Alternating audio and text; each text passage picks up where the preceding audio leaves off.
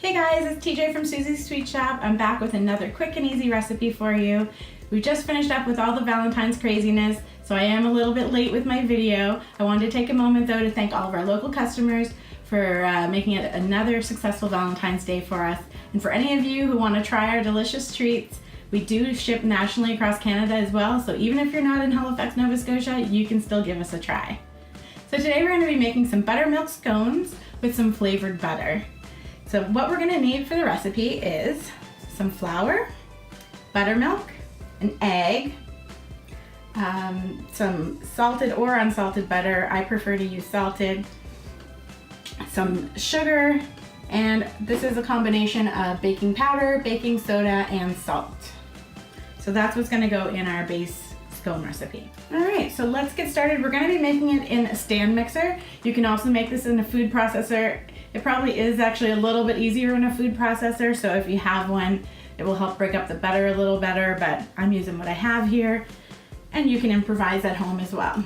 So we're going to start by dumping our flour into our mixing bowl. Basically, all of our dry ingredients are going to go in. This is our sugar, and the combination of our baking powder, baking soda, and salt. So we'll just drop that all in there, put our mixer back down, and give it a little whir. So basically, you're just trying to sift your ingredients together in the first step. So next we're gonna add our butter in bit by bit. So as you'll see, I've chopped the butter up into little pieces. Doesn't really matter about the size or the shape. You just want them to be kind of small because you want that to incorporate into the dry mixture. So what you're gonna be looking for is like a sandy type consistency once this starts to mix together. And it is very important that you use cold butter. Do not use melted or room temperature butter. It needs to be cold. What's going to happen, the reason for that is that as the scones start to heat up in the oven, your cold butter is going to kind of burst, which is going to create little pockets of air inside of the scone, which is what's going to make them be flaky. So I'm just going to add in the butter bit by bit. I'm looking for that to come into like a granulated texture. So what you're looking for here, guys, is like kind of a sandy type texture. You're gonna have like little specks of butter, basically butter balls in your dry ingredients. So that is perfect. Now we can move on to our wet ingredients. Okay, so now for our wet ingredients, we have our buttermilk and we have our egg. We're just gonna drop our egg into our buttermilk or vice versa, it doesn't really matter. And you're gonna whisk those together.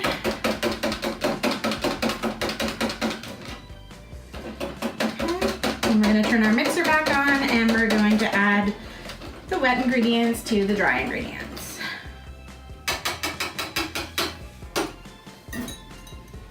That's good. Okay.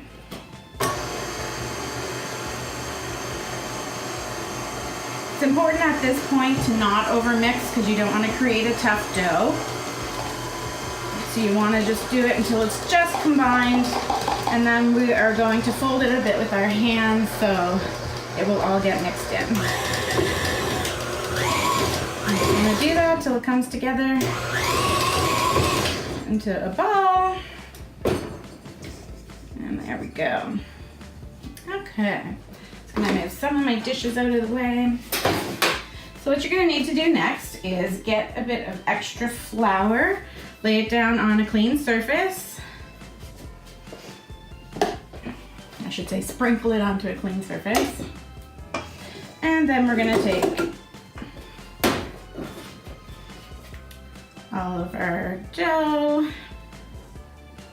and dump it right onto the flour.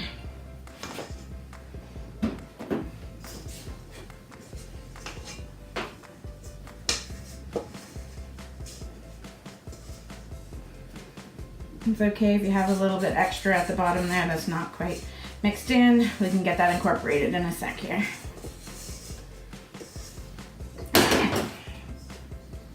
So there's our scone dough. I'm going to take a tiny bit more flour to sprinkle on the top because it is a little bit wet. This makes it a little easier to work with. Now you can do this by hand or you can use a rolling pin, whatever you're more comfortable with. I'm just going for kind of a rustic type scone today, so I'm gonna do it all with my hands. That, and it's a lot easier. So what you wanna do is kind of fold your sides over, which is called kneading. So what you're doing here is creating layers, and that way you're going to have the butter all throughout your scones. All right, so that should be enough. You don't want to work it too much.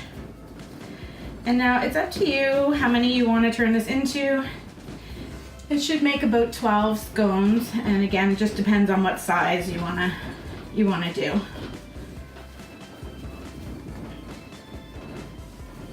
Alright, so, and you can do this into a rectangle or you can do it into a circle, and sometimes people like to just use like a circular cutter to cut them out. I'm going to do them into a classic triangle shape today. And you can achieve that again by doing a circle and then just cutting it into wedges like a pizza. Or what I'm about to do here, I'm just going to cut them. All right. I'm going to cut this in half.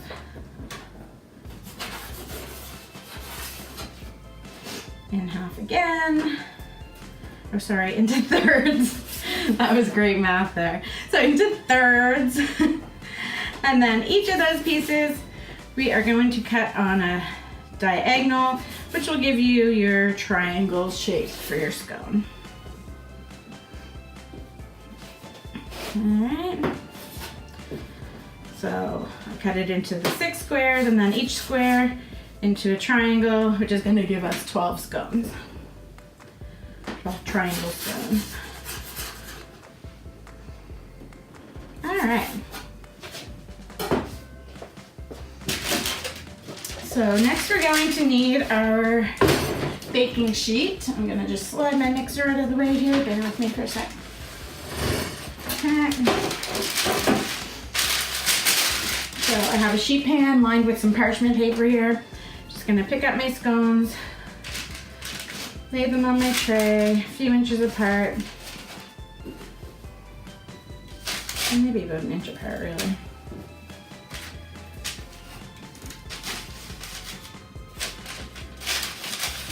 How many I can fit on this tray. If you guys remember a few episodes ago, I told you I have a new oven that I bought just for my baking studio. So it comes with, it came with special pans, so I'm not used to the shape and the sizes and that. So it just takes a little bit of playing around. Yeah, I'm gonna have to do these guys in 2 batches, I think, in this little oven.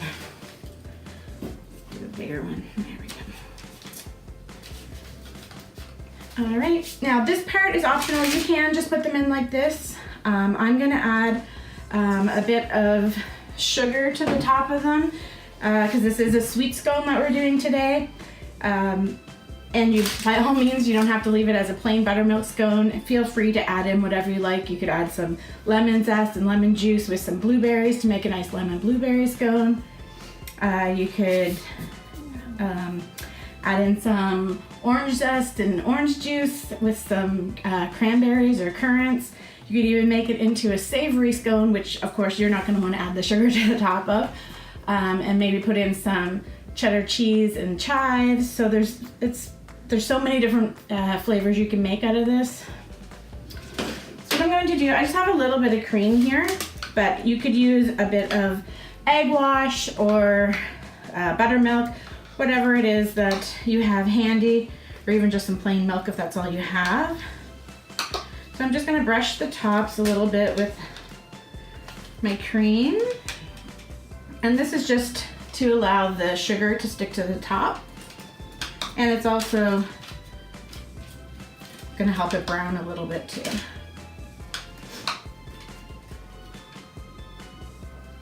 All right, and a bit of sugar. I just have some regular granulated sugar here, but if you have some coarse sugar or like some turbinado or something like that, that would probably be nice and add a nice little crunch on top.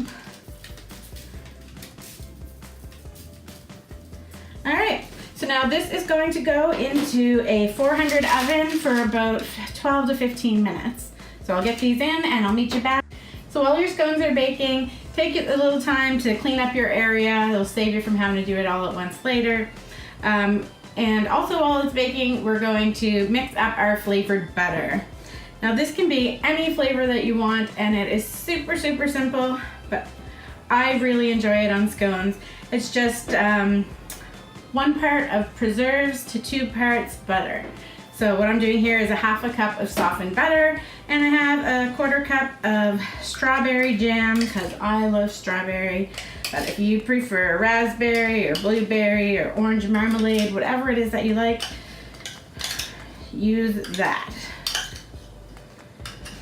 And you, of course, if you wanted to make some savory butters, you could do that as well. If you guys are interested in some other butter options, let me know down in the comments, and maybe I can include some, I can message back with some other ideas for flavored butters if you want something other than just a simple fruit type butter.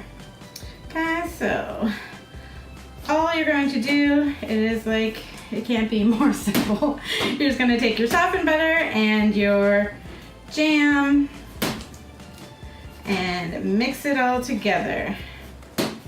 You could do this in your food process, you could do this in your stand mixer as well if you don't want to have to do it by hand, but as long as you have some, your butter's already softened, then it's super simple to mix in.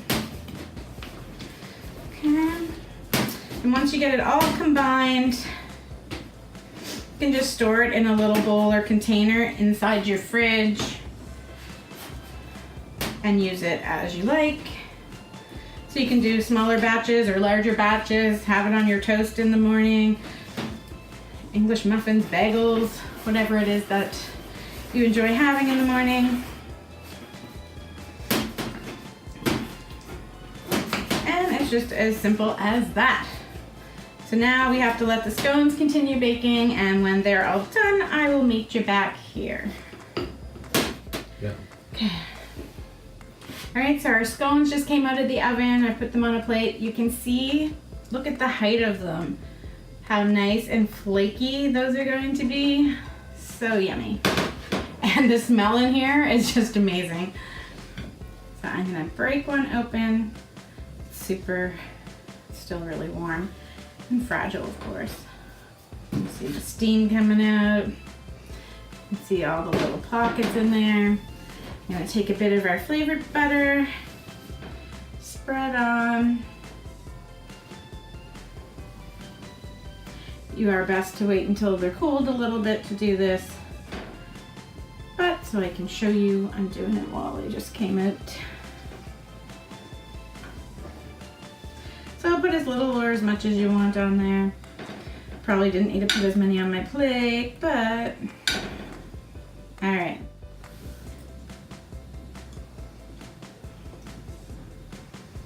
These are delicious. Especially you have that little bit of crunch from the sugar on top, mixed with the buttery jam. You guys have to try these.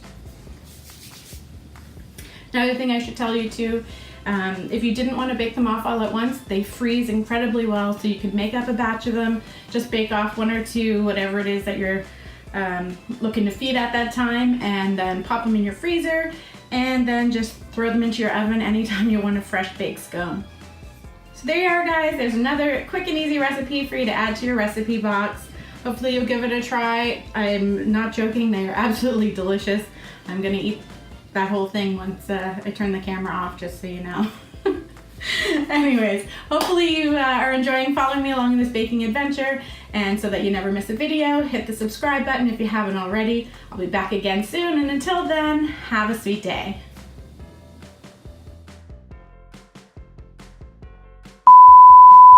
Sorry, I've been out.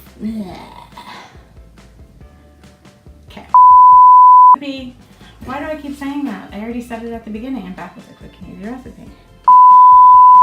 What are you doing over there? I'm recording a top-down view. Oh, okay. Thought you were just watching cat videos or something. I took a moment to clean up my area so I could continue working, and that sounds dumb. What are you looking at me for? I'm not the smart one of the two of us. Apparently neither am I tonight. Anyways, alright. Butter. They're really good. I'm gonna eat the whole thing when I'm done. Oh, you better share. Nope. That's not. Not the whole plate of them, the one that I cut open. Oh. Jeez. Eat the rest for breakfast tomorrow.